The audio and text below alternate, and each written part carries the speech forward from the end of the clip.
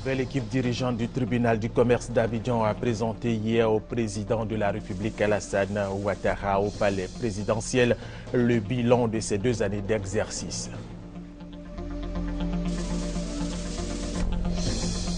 Le réseau électrique ivoirien va se renforcer les jours à venir. Un poste de 225 kV sera construit à la Djibi. Il va améliorer l'alimentation en électricité des quartiers de la Riviera, d'Angré et de la commune de Bergeville. Nous sommes vendredi 5 septembre, c'est la journée internationale de la charité instituée par les Nations Unies. Une journée pour aider les personnes en difficulté. Mesdames et messieurs, bienvenue et merci de regarder RTI 1. Nous émettons à partir d'Abidjan. La nouvelle équipe dirigeante du tribunal du commerce d'Abidjan a présenté hier au président de la République Alassane Ouattara au palais présidentiel le bilan de ces 2 années d'exercice. On en parle avec Viviane Haïm. Efficacité et célérité sont les directives données il y a 2 ans par le président de la République à la nouvelle équipe nommée pour assurer le fonctionnement du tribunal de commerce d'Abidjan. Instance chargée du règlement et de l'arbitrage des litiges nés de l'activité économique nationale. Le bilan de ces 2 premières années d'exercice a été présenté par le président du tribunal, Comouin François, au président de la République. Durant les 2 années, nous avons reçu 10 998 affaires et nous avons rendu 8 352 décisions. On commence à avoir énormément de litiges en matière de baux commerciaux parce que les gens ne payent pas les loyers et donc on a beaucoup de dossiers d'expulsion.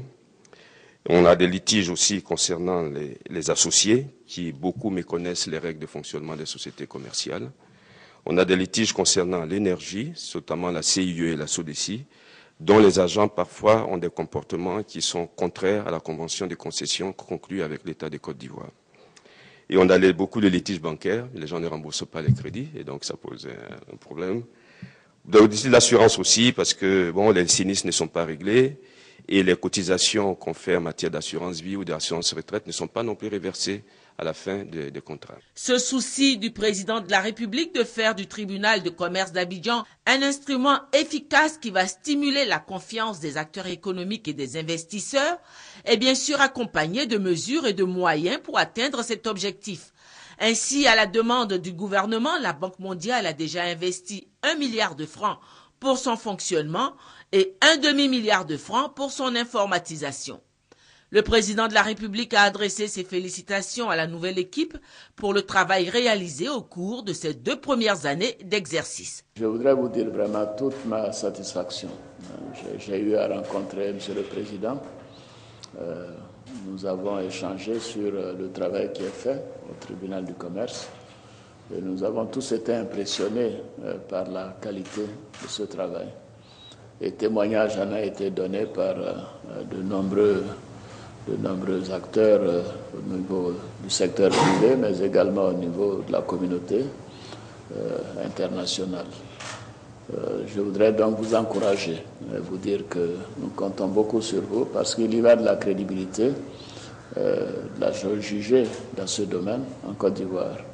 La nouvelle équipe dirigeante a fait la promesse d'aller encore plus loin et de réaliser toutes les attentes placées en elle. Autre activité du président de la République Alassane Ouattara, il a reçu hier, toujours au palais présidentiel, le président et les membres du conseil d'administration de la Banque africaine de développement. Ils ont échangé sur le retour de cette institution financière en Côte d'Ivoire. Nous allons rester avec Viviane Haïm. La Banque africaine de développement de retour à Abidjan, son siège statutaire. Ce jeudi, son conseil d'administration s'est rendu au palais présidentiel pour saluer le président de la République, Alassane Ouattara. Nous vous informons solennellement du retour de la BAD à Abidjan, a dit le président de la banque, Donald Kaberuka, au chef de l'État. Il a remercié le président de la République pour avoir facilité les conditions de ce retour. Ainsi, en novembre prochain, la BAD célébrera ici à Abidjan son 50e. Le président de la Banque africaine de développement a félicité le président de la République, Alassane Ouattara, pour la stabilité politique et la sécurité retrouvée en Côte d'Ivoire. Monsieur le Président, Excellences, en cette circonstance privilégiée, il me tient à cœur de relever les facteurs favorables que la Côte d'Ivoire et les Ivoiriens ont créés et qui ont été déterminants pour le retour de la banque. Avec la stabilité politique et sécurité retrouvée, la Côte d'Ivoire a créé un climat de confiance. Nous voulons vous assurer du soutien de la banque dans la poursuite de ces dynamiques afin de voir se consolider les acquis de la paix, de la relance économique et de la croissance inclusive. Aujourd'hui, notre confiance à l'égard de votre pays et de votre peuple est sans équivoque. Nous espérons que le retour de la BAD contribuera au renforcement du climat de confiance actuel et qu'il constituera un motif d'encouragement, surtout pour les investisseurs ivoiriens et étrangers. La BAD est un outil précieux pour les Africains, a dit à son tour le président de la République Alassane Ouattara, qui a qualifié ce retour de grand moment. Le retour de la BAD à Abidjan s'effectue dans un contexte de crise sanitaire. La région ouest-africaine est confrontée à une grave épidémie due à la fièvre Ebola. La BAD a dégagé 60 millions de dollars pour aider les États dans leur lutte contre l'épidémie. Le président de la République a remercié la BAD pour son soutien. Grâce à vous et au conseil d'administration, aujourd'hui, la Banque africaine de développement est à Abidjan. C'est un grand moment pour nous. Et je voudrais, au nom du gouvernement et du peuple de Côte d'Ivoire, vous remercier. Et aussi remercier le personnel de la BAD qui a accepté, pour les 2/3, comme vous l'avez dit, de venir quasiment en terrain inconnu. Puisque depuis 11 ans, vous l'avez dit, les effectifs de la Banque africaine de développement se sont transformés. Et donc c'est une marque de confiance. Vous avez évoqué tout à l'heure l'épidémie Ebola, qui est une préoccupation pour nous tous, toutes les populations d'Afrique de l'Ouest. Et je voudrais vous remercier pour le soutien que la Banque africaine de développement a apporté à cette situation. Je voudrais aussi en profiter pour vous dire que nous luttons en Côte d'Ivoire depuis des mois pour que le virus ne soit pas présent ici. Mais bien évidemment, nous sommes un pays à risque avec le voisinage du Libéria et de la Guinée, puisque les deux ensemble totalisent plus de 1000 décès aujourd'hui.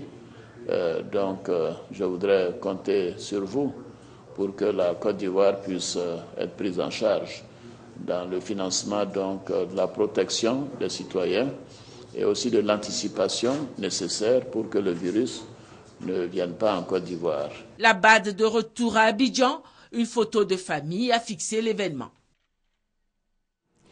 Deuxième grand titre de cette édition, le réseau électrique ivoirien va se renforcer les jours à venir. Un poste de 225 kV sera construit à la Djibi, un quartier de la commune de Yopougon. Il va améliorer l'alimentation en électricité des quartiers de la Riviera, d'Angré et de la commune de Bingerville. La première pierre de cette infrastructure a été posée hier par le Premier ministre Daniel Kablan-Duncan. Hugues Hervé Blé. Dans 12 mois, une fois achevés les travaux de construction du poste 225 kV de la Djibi, la qualité de la fourniture d'électricité sera nettement améliorée et les pannes et autres saturations du réseau électrique seront un bien lointain souvenir pour les habitants des communes de Cocody, Adjamé et Bingerville. La création des nouveaux départs HTA et le renforcement du réseau de distribution associé permettront l'amélioration de l'alimentation en électricité des zones nord et est d'Abidjan, notamment Angré, Djibi, 8e tranche, 7e tranche, Cocody, Riviera, Abobo, Adjamé et celle de la ville de Bingerville.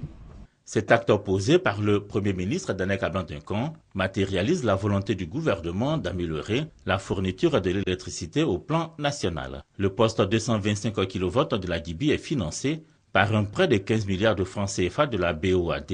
Sa réalisation s'inscrit dans un vaste programme de construction et de renforcement des réseaux d'électricité élaborés par le gouvernement. Grâce à la mise en œuvre diligente d'importants projets d'investissement tant public que privé, à travers des partenariats publics et privés, l'offre a connu une hausse de 17% en 2012, ce qui a permis d'atteindre aujourd'hui une capacité de 1540 MW. D'autres ont parlé de 1600 MW. Mais l'ambition du gouvernement est d'atteindre 2000 MW en 2015 et 4000 MW à l'horizon 2020 pour répondre aux besoins tant nationaux que de la sous-région. Viser une nette amélioration du temps de coupure estimé à 45 heures en 2013 contre 56 en 2010. Le programme de renforcement du réseau électrique national coûtera au gouvernement 526 milliards de francs CFA et prévoit, entre autres, la réalisation de plus de 200 postes de distribution, 100 à Abidjan et la construction de nouveaux postes haute tension.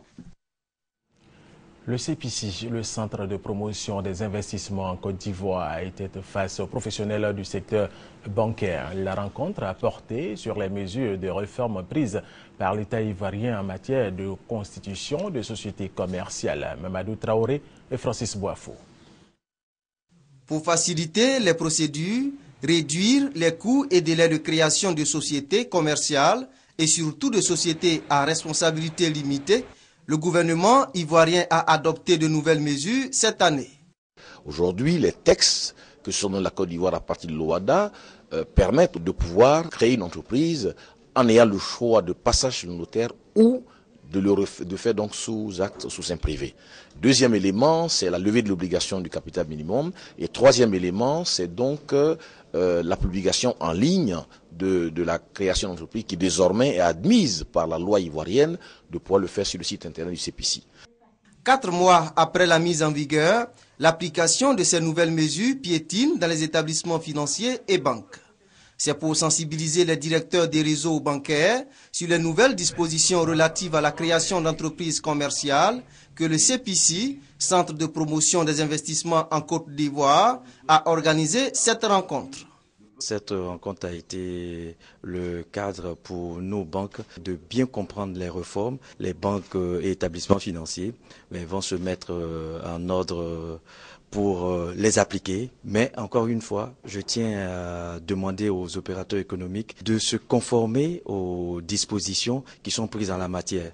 Avec l'application des nouvelles mesures, c'est plus de 1900 entreprises créées entre le 15 mai et le 31 août 2014 contre 908 l'année dernière à la même période, soit plus du double cette année.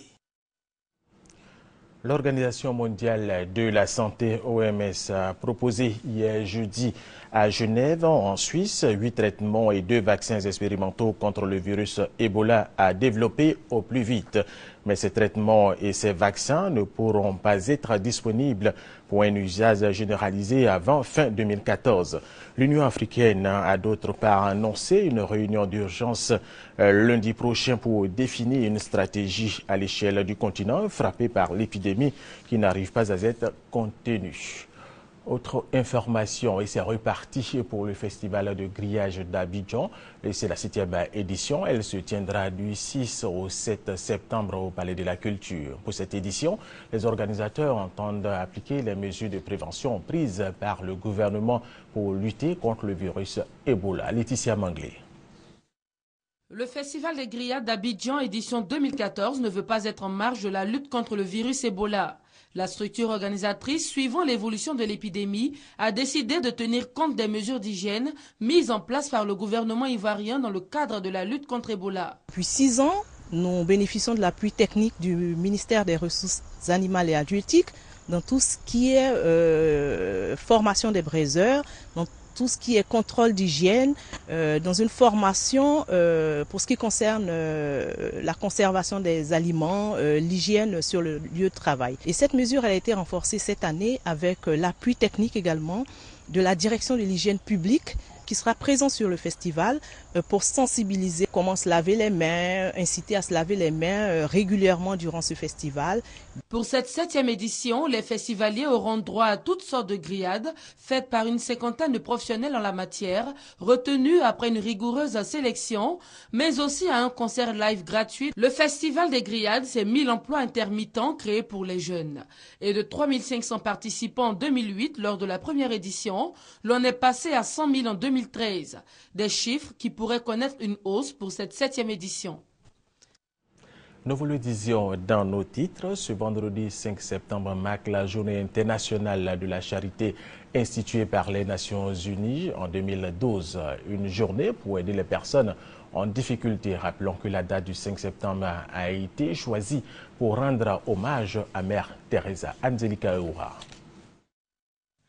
La charité, c'est l'acte de faire le bien. Cet acte qui renvoie au bénévolat prend en général la forme d'une aide financière et matérielle en faveur des plus démunis et des personnes affectées lors des crises humanitaires.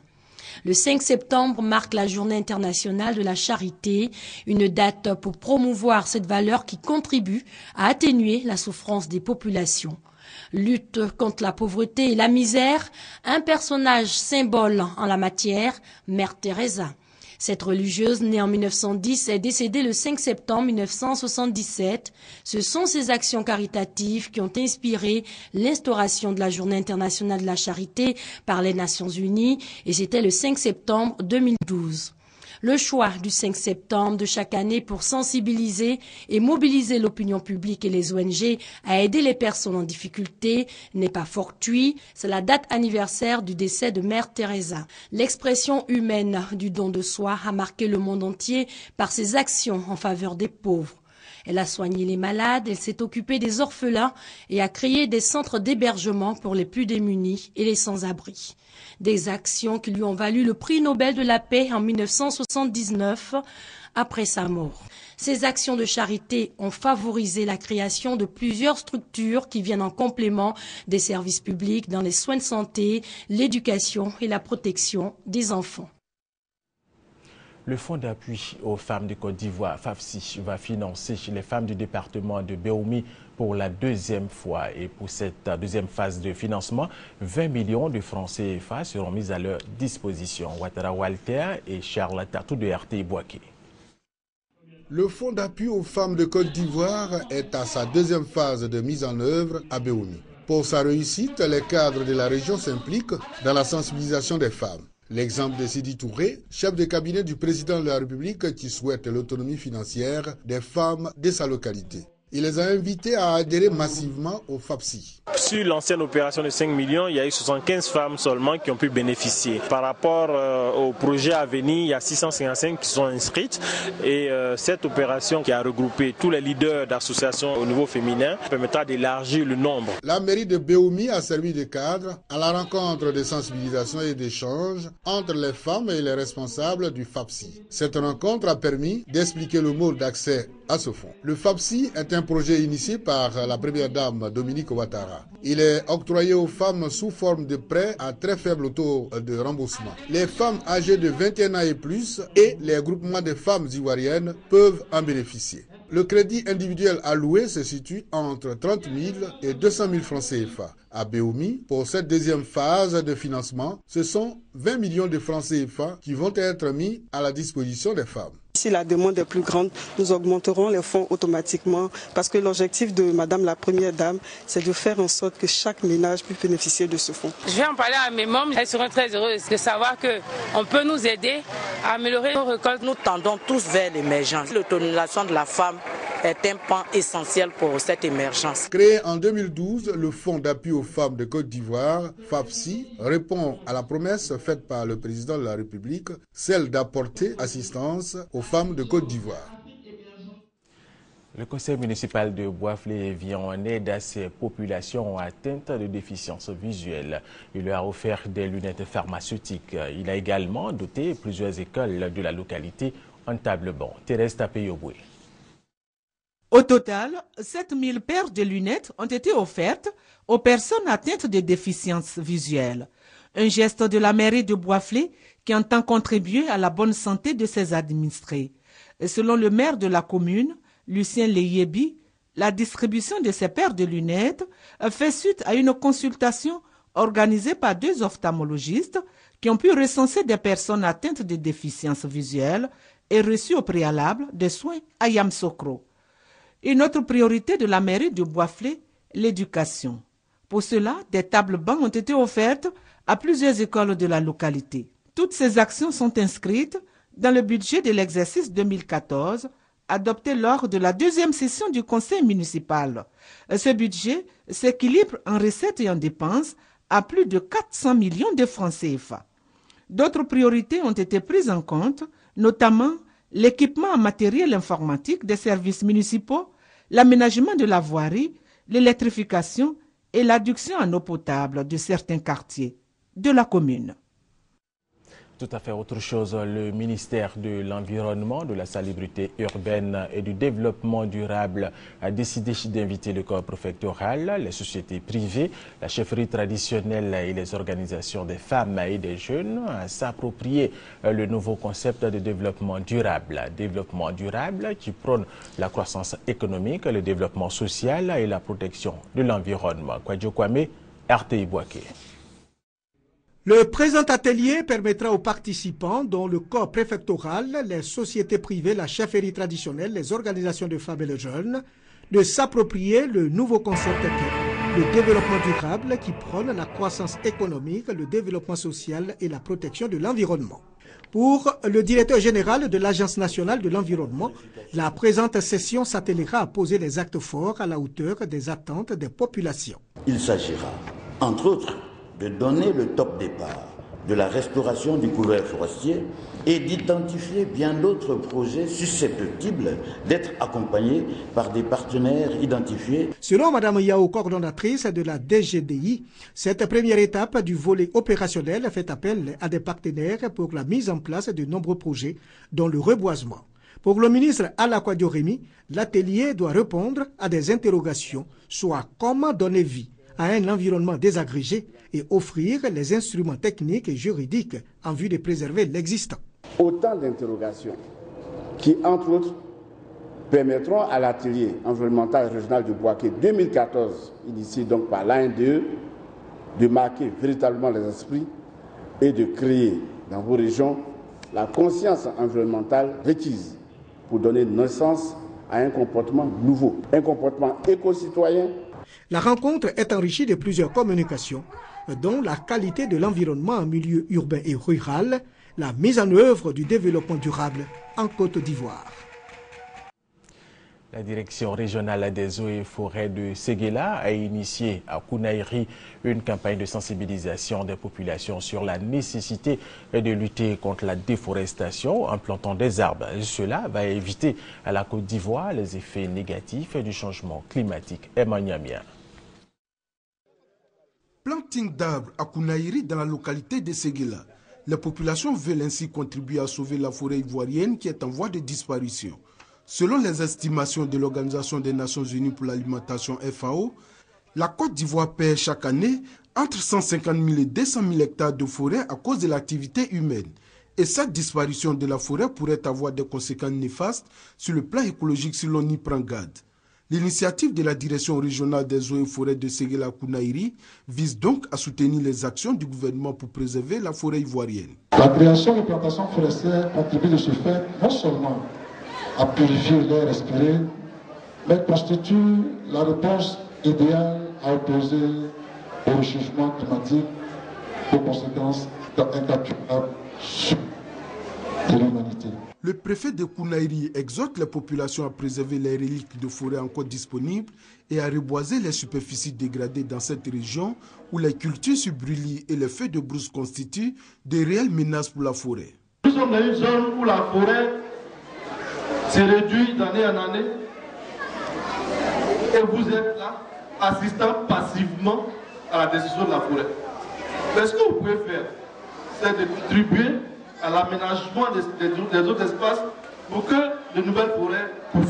La Côte d'Ivoire, qui comptait en 1960 plus de 16 millions d'hectares de forêt, ne dispose aujourd'hui qu'à peine 2 millions d'hectares. Les petites et moyennes entreprises du secteur de la filière café-cacao revendiquent une préférence nationale. Elles en appellent au pouvoir public pour les aider à se maintenir dans la filière et développer leurs affaires. Plus de détails avec Noël Niagno. La filière café-cacao, c'est bientôt l'ouverture de la 3e campagne après la réforme de 2012 ou le retour à la stabilisation. Tirant les leçons des 2 précédentes campagnes, des petites et moyennes industries, des coopératives exportatrices de café-cacao national ont décidé de mutualiser leurs efforts en vue d'obtenir de meilleures performances parce que menacées dans leur existence. Elles pèsent à peine 5% des exportations. Le GIE, PMIEX, COPEX, le groupement était face à la presse nationale et internationale pour lancer leur cri de cœur parce que si rien n'est fait, les nationaux vont disparaître de la filière mère de l'économie ivoirienne. La raison, ces nationaux sont des nains devant les multinationales aux moyens économiques et financiers. important. Ces nationaux demandent donc la mise en place de dispositions particulières en leur faveur. Aujourd'hui, si vous partez en Europe, vous savez que l'Union européenne a des fonds pour financer les PME. Si vous partez aux États-Unis, il y a ce qu'on appelle le Small Business Act, c'est-à-dire que c'est une loi qui existe pour que 40% de tous les marchés publics américains soient réservés aux sociétés américaines. Il faut faire un guichet à part pour les multinationales et un guichet à part pour les nationaux. Nous demandons au Conseil Café Cacao et à nos dirigeants d'exonérer les COPES de cette caution-là. Nous leur demandons également de faire en sorte que les coopératives qui ont la capacité et qui produisent puissent les exporter directement sans les mettre aux enchères. Si c'est cela la préférence nationale, oui, je le revendique. Pour mémoire, avant la libéralisation, les nationaux représentaient 24% de l'activité d'exploitation. Avec la libéralisation, ils sont passés à 25% en 2002-2003 pour être aujourd'hui à 5% à peine. Voilà qui explique la demande de la mise en place du principe de la préférence nationale. Une délégation du Conseil régional de l'Indénié Djouablin, conduite par son président Pascal Abina Kouakou, était à Bangoro. Elle est allée évaluer les travaux réalisés après 18 mois d'exercice. Honorine Kakoubla à Nigori. Ce sont les sous-préfectures d'Amélékia et d'Aniasué dans le département d'Abengourou qui ont reçu la visite de la délégation du Conseil régional de l'Indénié Djouablin. Les chantiers visités sont entre autres les constructions d'écoles primaires et de collèges de 12 classes avec des bâtiments administratifs. Il faut ajouter à cela des centres hospitaliers locaux qui comprendront un cabinet dentaire, une radiologie, un laboratoire et des routes. Ces infrastructures sociales et routières sont en cours de réalisation dans les villages de Satikran, Aniasié, Kouantienkro, Toakro et Anungbakro. Ce sont au total 5 collèges qui sont prévus cette année. Plusieurs ponts sont construits pour assurer avec aisance le déplacement des populations. Nous sommes dans une région où le taux de scolarisation est très élevé. Nous ne voulons pas que les enfants soient affectés très loin de leur famille. Donc c'est pourquoi nous avons mis l'accent sur ces collèges de proximité. Le centre hospitalier local d'Enzaranou est terminé. À Mélékia, c'est en voie de finition. La dernière étape de la visite de la délégation du Conseil régional de l'Indénié Djouablin a porté sur les travaux de bitumage du tronçon à Nibilekrou à Zopé. Pour terminer, le président ukrainien Petro Porochenko a annoncé hier jeudi, en marge du sommet de l'OTAN, qu'un accord de cessez-le-feu devait être signé ce vendredi avec les rebelles pro-russes. L'Alliance Atlantique pousse à accroître ses pressions sur la Russie pour que cessent les hostilités en Ukraine. Et c'est la fin de cette édition. Merci de l'avoir suivi et restez avec nous sur RTI 1.